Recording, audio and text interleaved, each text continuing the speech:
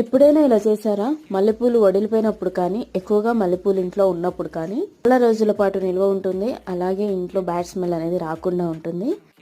ఒక బౌల్ నిండుగా వాటర్ తీసుకొని దాన్ని హీట్ చేసుకోవాలి. అండ్ అందులోకి జవాదు పౌడర్ అండ్ కొంచెం పచ్చకర్పూరం కూడా వేయాలన్నమాట.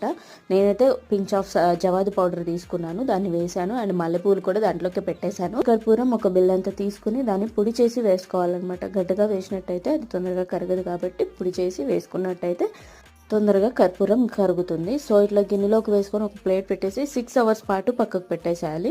నేనైతే ముందు రోజు నైట్లో చేసి పెట్టుకున్నాను. ఇది 6 అవర్స్ పాటు పక్కకు పెట్టింటాం కాబట్టి మల్లెపూల వాసన అండ్ కర్పూరం జవాదు వాసన అయితే చాలా బాగా అందులోకి ఇంకి ఉంటుంది. సో ఆ వాటర్ని అయితే స్ప్రే బాటిల్లో వేసుకొని స్టోర్ చేసుకోవచ్చు.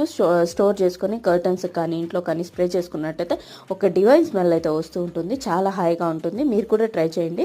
అండ్ ఈ వీడియో నచ్చినట్టయితే ప్లీజ్ లైక్ చేసి